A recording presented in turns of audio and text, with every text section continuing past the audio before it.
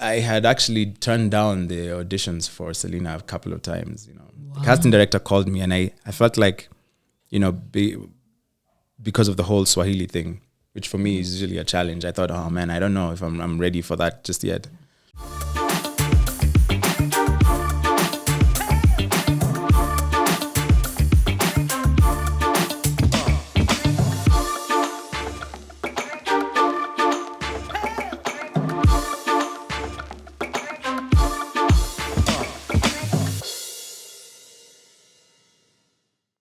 What's up, guys, and welcome to the Artsin Show. My name is Chepto Ekboyo, and today we have one of the iconic actors in Kenya. His name is Lenana Kariba, and welcome to the show. Thank you. Thank you so much for having me. Karibu sana. Thank you. Thank you. Now, what attracted you to begin your career as an actor? Well, when I was young, like between 8, 10, my whole teenage life also, I was really into movies and TV. I just loved that whole side of the entertainment. And even from a young age, I always knew that everything that was happening on screen was fake. Like but they had put these things together and created this world and then made you enjoy this entertainment. And I thought, man, I'd really like to be a part of that world. But funny thing is, I didn't actually think I was going to be an actor. I knew I wanted to be a part of this world, but I was like, I just want to be, I want to know everything about production and all that. And then, one thing led to another, and I went for an audition and I got the part, and then I just fell in love with it. And every time I've been in front of the camera, I just feel at home. So it's more like luck for you. I was very lucky, that's for sure. Yeah, it's more like very lucky. But then I can't look back. I can't find myself doing anything else.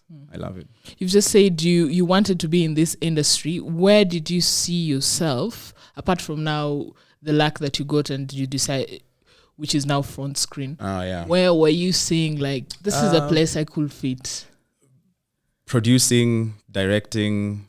I thought about writing for a while, actually, sometime, and yeah, it just wasn't for me. I'm not a very good writer, but I do have the vision sometimes and the stories in my head, and I can just get somebody else to do that for me. But but yeah, that's probably the direction I'm gonna go. Okay. Yeah. Did you ever go to any acting classes? After that audition, everything took off, and then you became this audition legend. I never did go to any acting classes. I was in drama club in high school. And funny thing is, it was something that I did because I just didn't want to be in the other clubs. But in the school, you had to be part of a club. And so I was just like, fine, I'll just be in the drama club. And then, I ended up learning actually quite a bit from that. And then I got into it, yeah. So this drama club, it's all right. was it primary, high school, college? It was high school. It was high school. By the time I got into college, actually when I started college is when I actually got my first job, my first TV job. I was in college for maybe 3 months, and then went for the audition. I got my first gig.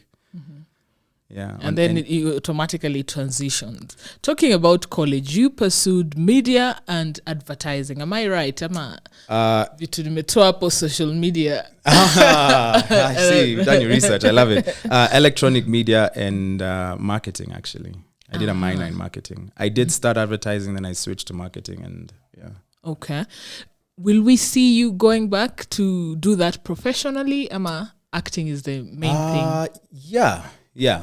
It might be some time, but I think I will go back and try and do that profession. I think I want to build that side of me now a little more. But the acting for sure. The thing is, it does take over that part of my career, but I'll still try and give room to it. Yeah, I will. I enjoy it. Like I said, I just love everything about the TV and entertainment and movies and production. So like, whatever it is, I want to put my hands in it and try and learn as much as I can. So like practicing journalism or having a marketing agency? I don't know about the marketing agency. That's not really my field. I'd probably lean more towards journalism than marketing agency. I don't know about that. It's a tough industry. Yeah. You have two elder brothers who are also in the industry, musicians, Kid Cora and Bamzigi. What have you learned from their careers? Well, the careers are very different, though. Because knowing this actually from my brothers and being with them as we grew up together, music and acting is a very different dynamic. The way people approach the work and how people even receive the content and how they get entertained, it's very different. That much I know. But in terms of what I've learned from them, I guess there is a certain humbleness that I got, especially from, both of them, my older brothers, how dealing with, when you're starting to get known and people start to recognize you and you start getting famous, and there's a way that can get away from you for some people. And I think my brothers have really taught me how to, keep me down to stay grounded. Stay grounded. Yeah. That's one big thing that I learned from them. So would you say you're humble? I'd like to think so. A lot of the times, and honestly, it sounds weird, but a lot of the times I don't think of myself like as fame. When I talk to my friends and my other people who say famous, I find it so weird. Because for me, I'm just a normal guy who I just go to work and I do my job and I go home and I do everything the same way everyone else does. Yeah. I am known by a lot more people, but sometimes I forget, like when you're out in the streets or when you're going shopping or just out and about, and I can see people recognizing me, but I sometimes it doesn't always click for me all the time. I forget, and I'm always like, why is that guy being so weird? Why is he staring at me like that? Or they're directly pointing at you. Or something like that, yeah. And then, so. What would you say is the best fun moment you've ever had? The best fun moment? Wow, I don't know. There's so many. Like the highlight.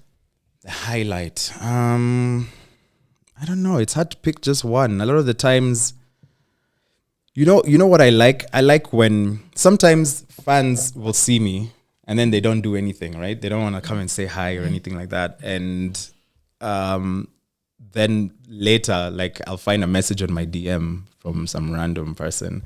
Like, I saw you at this restaurant. At this restaurant, or I saw you at this mall. And I'm thinking, you could have just come and said hi, I don't usually have a problem with that. Or just wave if they don't want to invade your space. So it's hard to pick one, but the ones where they really just come and approach me, and I really appreciate the love that I get from that kind of interaction. And so it's all of them, because I love them all.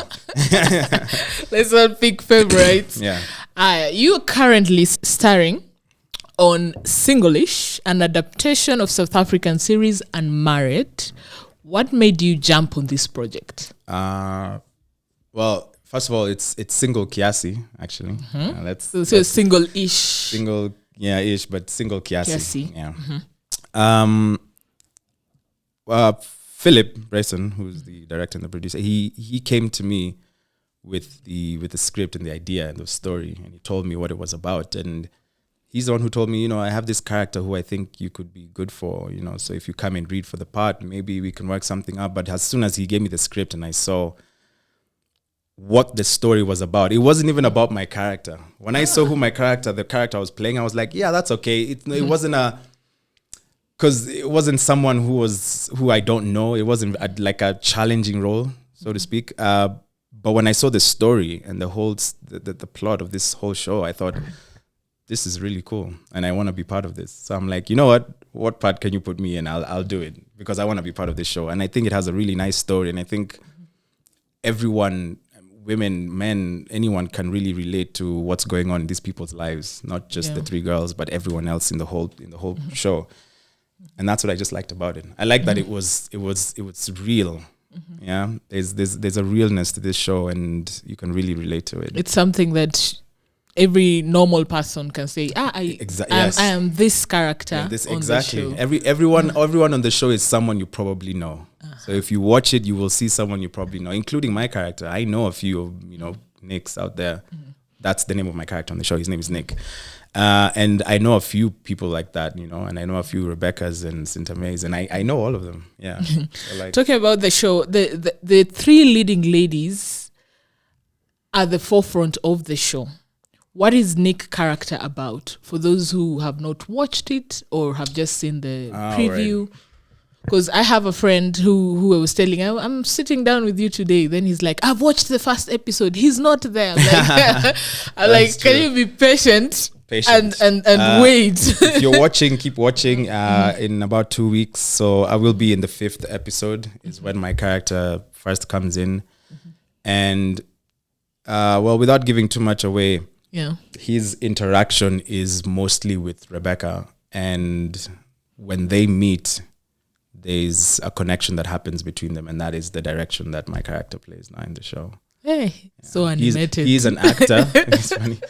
So the character Nick is an actor on the show, and he's this big Hollywood star, who does. He's a Kenyan, yes, but he does movies in Hollywood and things like that. So he's pretty famous, and and then he comes and he meets Rebecca. Okay, and we'll leave it there for now.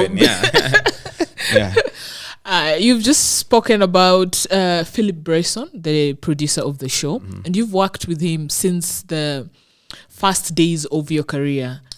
Changing in times days. What makes him a good producer? I think so many things. Number one, like I said at the beginning when I was talking about getting this show, because he has a lot to do with not just the production but the script and the directing, and he has this vision in his head, and he knows what he wants this show to look like and what he wants to bring out from the characters. And he has a very good ability to be like, I know who I want Rebecca to be. As he's writing down the script or as he's putting all these together, he knows Rebecca needs to be this kind of girl, and I already have that image, and it's because of that I think he really does from the casting to the production to the story, he just has a way of bringing it to life, and I think that's one of the best things that about him that he does as a that director. He does. Yeah, it's about how he has the vision, he puts it together, and he executes it, and that's what interesting makes to see it just coming into life. When you're told you are Nick the character, what was the first thing you did to prepare for it? There wasn't a lot of first of all, there wasn't a lot of time at the time. I think it was very the meeting that we had with Philip was very short time before we started shooting. There wasn't a lot of time to get into the depth of the character, but we did sit down a bit and talk about what this guy is kind of like. I mean, the preparation for it is, like I said, it wasn't as challenging because I feel like when I do roles that are very different from especially the person that I am, it makes it easier to then become that person just on a whim, So, there wasn't really much preparation in terms of diving deep into this character and knowing what he's like.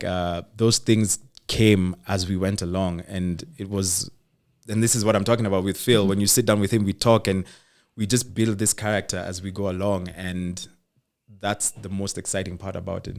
Yeah. Why should guys watch this Single Kiasi? There's so much entertainment in this show. I mean, and here's the funny thing. I like to watch.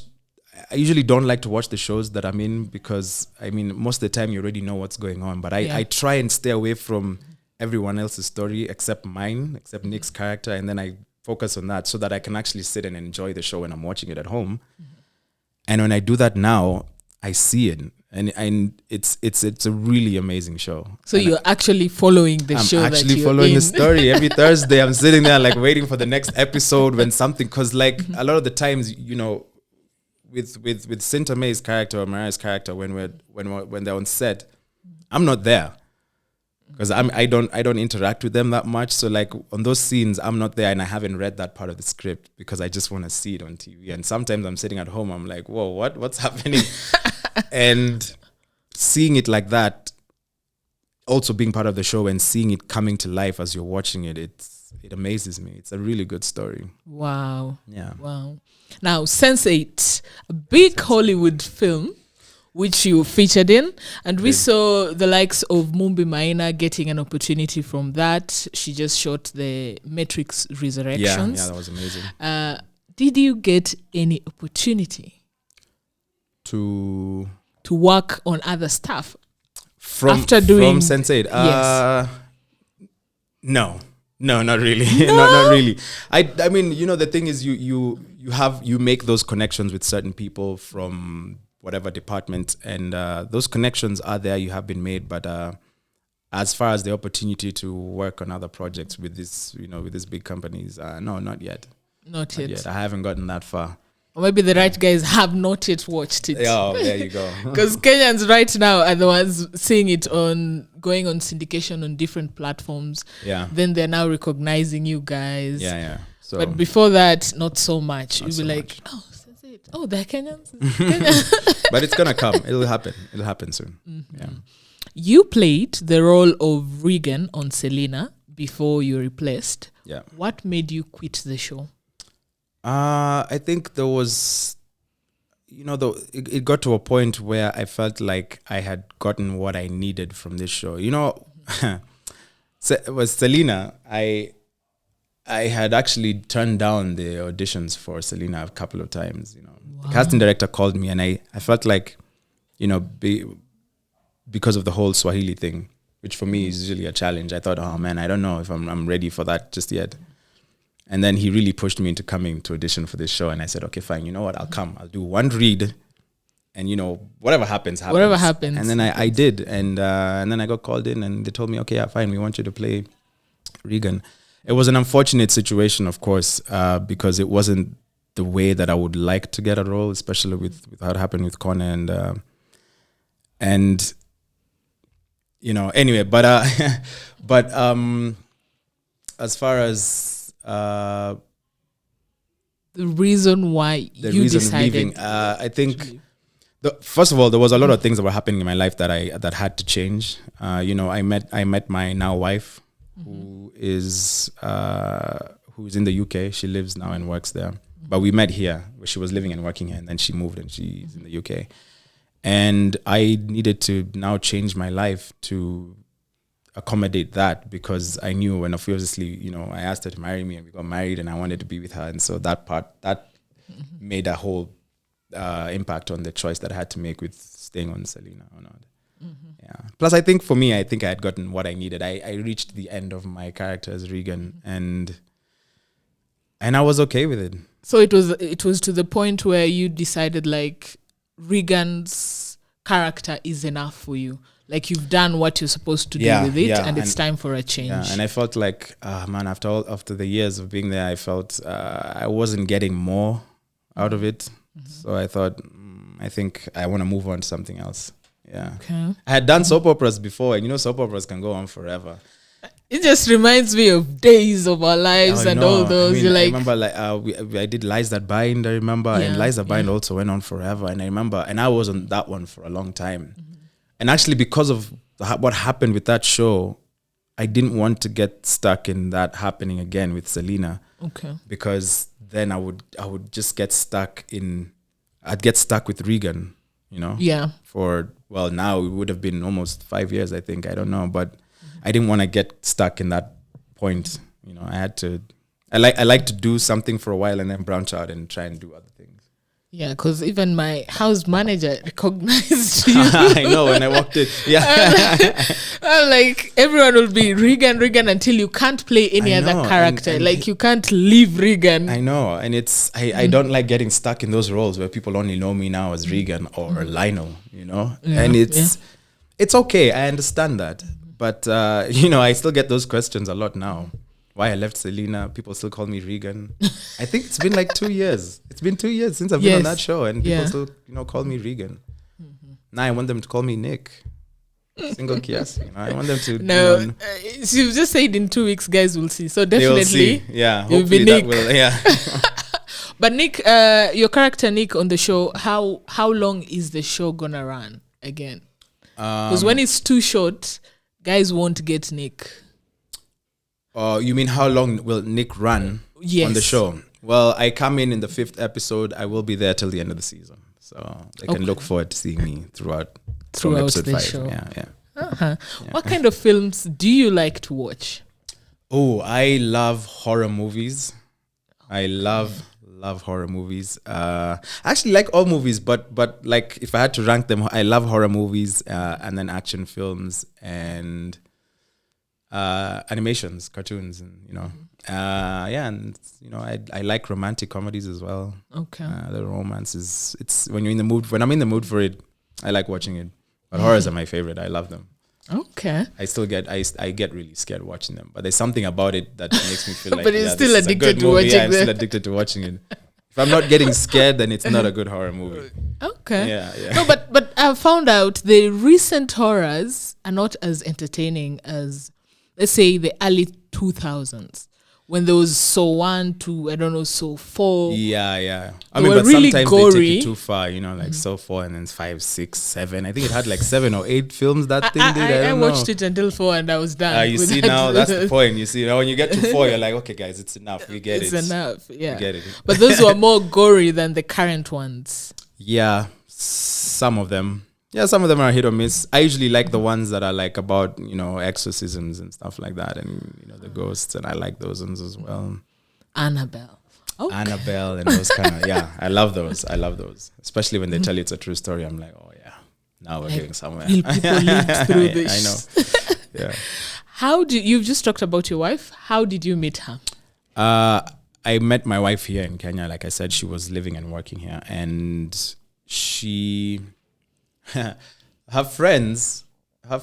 circle of friends are the same circle of friends that I had, which is surprising because where we met was one of my friend's birthday party at a house, and it was her friend as well. I have known this guy for like 6-7 years, and apparently so has she, but we never met right up until that time. I don't know how that happened, but we met, and we just started talking. We just hit it off. What made her the one? It's hard to explain.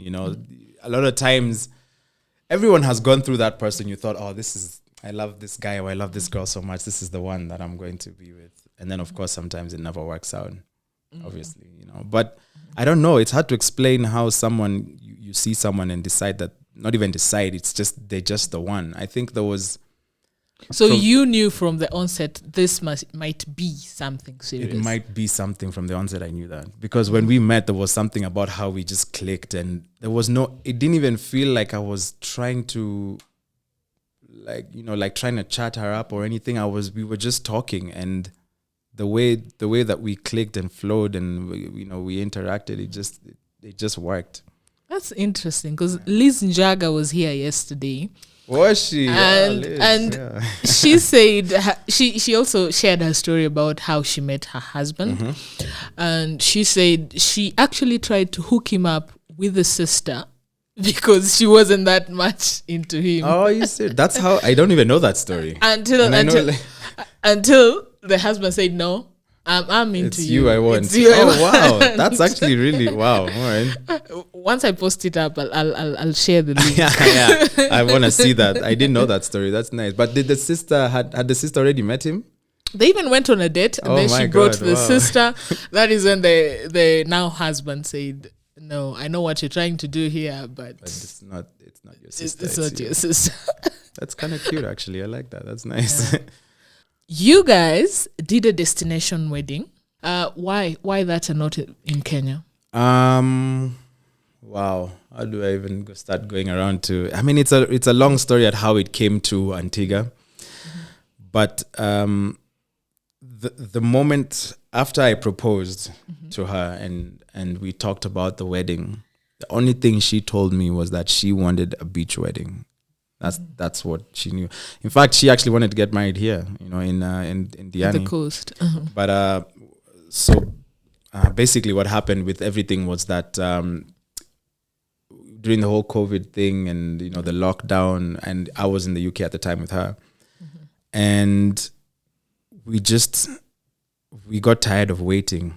We were supposed to have done this already, but, and we got tired of waiting, and we just wanted to have this moment. Yeah. But we are going to have another wedding here in Nairobi, but we just wanted to have that moment with just us. And so when we looked up where we could get married and just do it like now, because in the UK we couldn't do it, a few places came up and Antigua was one of them. And we looked it up. We said, you know what, let's go for a holiday. And while we're there, we might as well get married. And so we did. Wow, that's so romantic. Yeah. Now, after getting married, that certificate you're given, is it valid both in Kenya and in the UK? You have again to go and officialize in both countries? No. It is valid. And that's one of the things that we looked at also when we were doing the research. We said, okay, we can go get married here. Okay, but this one's not valid in Kenya. They won't recognize this one in the UK. So we need to go somewhere else. So all the things that we needed to go through all fit with Antigua. And that's why we chose there. Well, there was 3 places. But Antigua was probably for her the best one. She liked that one the best. And it's actually very beautiful. And that's also a reason why we chose that one. Nice. Yeah. What has surprised you the most about being married? You know what has surprised me the most about being married? Nothing changes. I mean, that's for me. Nothing changes. Nothing has changed at all. Nothing has changed from the moment that we got from the moment that we proposed and we got married and now nothing has changed. I mean, we were basically already living together and we had this amazing relationship and it's the same. It's good. I mean, we know what changes the marriage is when you start having a family. I think that's when you start feeling like, all right, things are getting real now, you know? But other than that, no, everything has been pretty much the same. And that's what surprised me actually the most, that nothing happened. Yeah. I've never been married, so I wouldn't know that. Yeah, well, I mean, I guess it's not the same for everyone. But for me, that's what surprised me. You know, you hear a lot about how, you know, people get married, things change, you know. Because I think most people put effort on the wedding so much. They're so obsessed that when now they cool down from the wedding, they're like, things come up. That high is no longer there. So they're like, oh my God, marriage is not. I know it's not what you thought it was, and you never for nothing. I guess for us, but you're just coming down from this with the wedding or anything. Yeah, so nothing's changed. Yeah. Okay, all good. Have you guys encountered any challenges as an interracial couple? No. Honestly, no, not at all. Not here, not in the UK. I have gotten a few comments from people when we announced the wedding. We did get a few comments of people be like, you know, why would he go and choose a white girl? And, you know, we are here, whatever. They go, the black chicks do not like that. Yeah, but as far as, you know, with that, except not those comments and stuff, no, it's been fine. I haven't got no issues whatsoever. People, you know, I think in the last maybe 10, 15 years, it's become such a normal thing now for people to interact. Love is love. It's just whoever you connect with. I mean, there's a few people obviously who are still very backwards and whatever, but for the most part, you know, people are open to it, and you know, yeah. You also confirmed that you were in a relationship with Betty Charlo, which guys are like, oh, when did this happen? Yeah. How did this happen? Tell us how. Honestly, there is nothing much to say. In fact, I'm so surprised people are really talking about this so much, because we dated long time ago when we were younger. Like in college or before? Yeah, college? in college. We dated when we were in college, and it ended, and that's it. Like, that's really it. There is nothing much to it. There's nothing dramatic that people are insinuating. No, nothing. That. Betty and I are very good friends now. We're cool, and that's it. Okay. It mind boggles me why this is such a whole story. I think it's because people found out now. That's why people are talking about it, but there's nothing to it. Because college, we dated. That's it. It's done. When we confirmed the interview, I just searched your name when I was doing my background check. And all the stories were about that. I'm like, wow, what a misconception. You've also starred on Saints, Changing in Times, How to Find a Husband, Lies That Bind, Selina, Live or Die, Anti-Boss, News Just In, Baba Kiari, Plan B, among others. Yani nimesoma yote. No, I've never had them listed out like that. Among others. Uh-huh. If you're given an opportunity to go back in time and not do one of the projects, And not do one. which one will it be and why? Oh wow, that's which one wouldn't I do? Come on, you can't ask me that. That's not right. I wow. Don't piss off the producers. No, it's not even that. It's just like I'm trying to. Okay, maybe you don't. I don't know. It's hard to pick one. Can I? Wow, that's like putting me on the spot there, because I've loved all the projects that I've done. It's hard to say which one I wouldn't have done. Man, if I had to pick maybe one that I probably wouldn't have done. Wouldn't have. It's gonna sound crazy, but I'd probably say Selina. Yeah. Because, and here's the reason why. It's not that I didn't enjoy my time on that show. I really did. But if I was to go back in time, and remember I told you when they were even casting for the first season of Selina, I was called to come and audition and I said no. And the second time I was called, I said no. And the third time, they really pushed me into doing it. So when I think about it now, if I go back in time, I'd have probably said no again. And I probably wouldn't have done it. Yeah. Actually, yeah. So, I mean, depending on how things would have, if things had been different, I probably wouldn't have done it. Yeah. But if I had to pick one, I mean, I enjoyed my time on Selina and I loved the show. And so, yeah. But, if I had to pick one. It is that one. Yeah. What challenges are you facing as an actor? Well, I mean, in terms of work, you mean? In terms of work, in terms of the productions? I mean, you probably said get this from all the actors. I think there is a lot more opportunities now coming up, especially with all these platforms. Showmax is really opening up platforms for Kenyan television and entertainment, which is amazing. And I love what they're doing with all that. And I think now we're starting to get even a lot more things happening on Netflix with a few Kenyan movies coming on and even more coming on. I think we have our first Kenyan Netflix original show coming sometime this year. And for that part of it, it is becoming better. But the challenge is still trying to get the value for your work. People, I mean, there is a lot of, producers and stuff. Some of them out there are still pretty greedy and things, Some people are trying to take as much as they can from this production without actually giving you what you're supposed to. And it's not just about the money. Yeah. It's not just about the money. The money is important. The money is important, of course, but yes, the money, number one. First of all, you need to pay these people the way they should be paid, the way artists should be paid. And then it goes beyond that, because it also goes into how the production is and how you treat people when you're on set and all those things. And I think that's me personally, but I think maybe a few people would agree that maybe that's one of the challenges actors are having.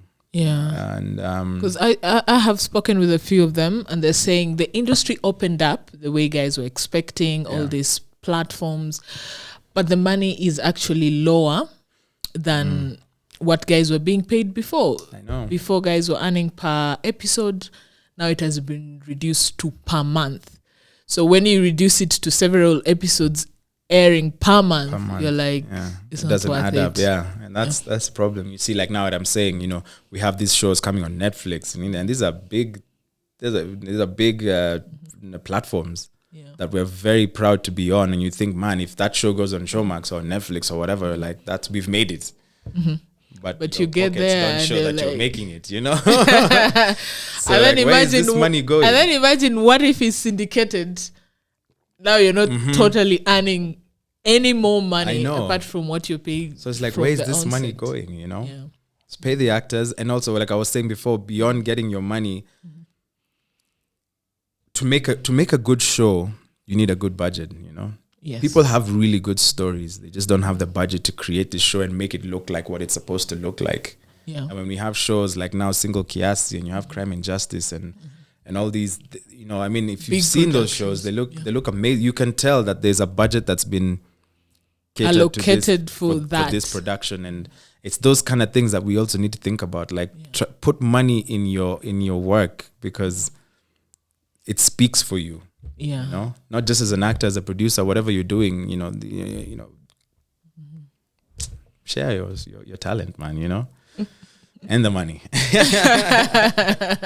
Yeah. Lastly, last words to the upcoming actors, the newbies in this industry, guys who are just about to get in. I mean, here's the thing. One thing I would definitely say, and I say this all the time, because everyone thinks just because us guys are here, we've made it, that we're cool, we're chilling, we're just like, you know. And why are they all over? I know, and here's the thing. It's still, even for us guys, it's still pretty tough. If I could tell you even now today, as where I am in my career, how many things I've auditioned for and been turned down, and, you know, it's tough. But if this is what you really want to do, you just try and build your character and have a thick skin, because it's gonna be tough. But once you break through that barrier, it's amazing. So the only thing I can say is just keep going, just keep going. Even on your 100th audition and you're turned down, I know it can be quite daunting and everything, but like, just push through, because at the end of the day, there is gonna be something for you. Because a lot of times, and I tell people this all the time, you're a good actor. It doesn't mean that you fit the character. Just because you're a good actor doesn't mean that you're Nick. Or just because you're a good actor doesn't mean you're Sinta May or Rebecca. You know, you just don't look like Sinta May. Yeah, you don't because look it boils like the down person. to very simple stuff. Yeah, and that's the thing. And when you're in the audition room, show them who you are and what you can do.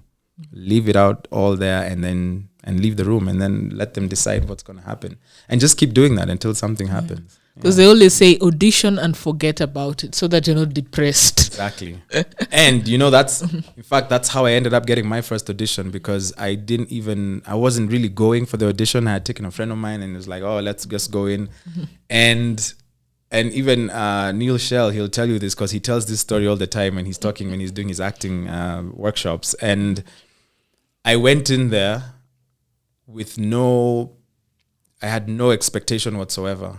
I did my audition, forgot about it, and I left. And I didn't even leave my phone number or anything. If you know, they started circulating the picture. He put my picture on Facebook. They're like, hey, can you help me find this guy? So like, yeah, you know, it was truly luck. It was luck. Yeah. Thank you so much for coming on the show. Thank you so much for having me. And welcome again. Oh, for sure. Yes. Every project you should be doing this. Thank you guys for watching the show. Please subscribe, and then I will see you guys next week.